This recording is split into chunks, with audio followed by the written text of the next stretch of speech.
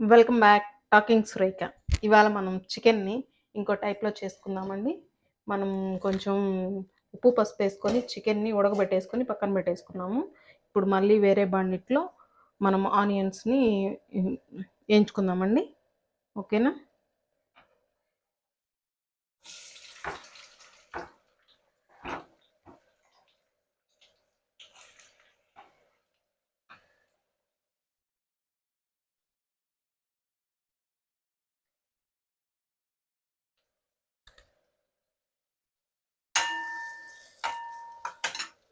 మనం ఆనియన్స్ వేగే లోపల జింజర్ గార్లిక్ పేస్ట్ వేసుకొని వచ్చేద్దాం. ఆనియన్స్ని బాగా కొంచెం ఆనియన్స్ రెడ్డిష్ కలర్ వచ్చేదాకా బాగా వేయించుకోవాలండి. రెడ్డిష్ కలర్ వచ్చినాయంటే మనకు కొంచెం టేస్ట్ బాగుంటుంది.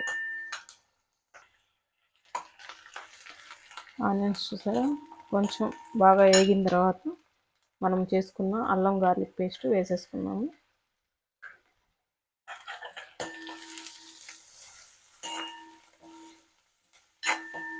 మంచి స్మెల్ వస్తుందండి, చాలా బాగుంటుంది స్మెల్.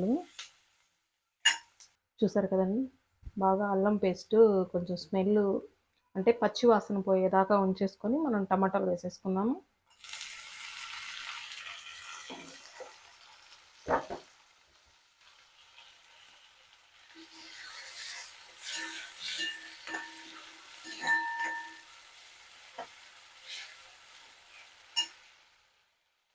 టమాటాలు మనకి బాగా మగ్గాలండి. టమాటాలు బాగా మగ్గితే మనకి కొంచెం టేస్ట్ మంచిగా ఉంటుంది.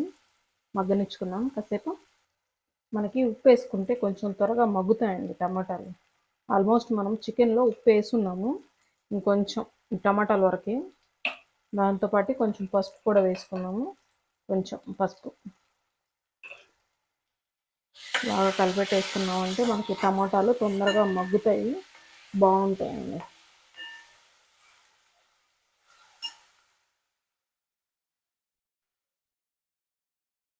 చూసారా, అంతలోపల మనం కొంచెం అన్నం పెట్టేసుకున్నాము.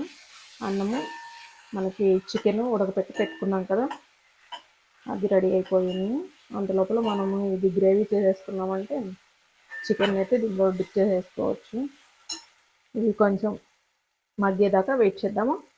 మనం దీంట్లో కొంచెం కారం వేసుకున్నామండి. కొంచెం కారం తగ్గాలి కదా, మనం ఇట్లా వేగేటప్పుడు కొంచెం కారంగా వేసుకున్నామంటే కారం అనేది కొంచెం మగ్గేసరికి తగ్గుతుంది అనమాట. అప్పుడు మనకి చికెన్లో అంత కారం అనిపించకుండా బాగుంటుంది.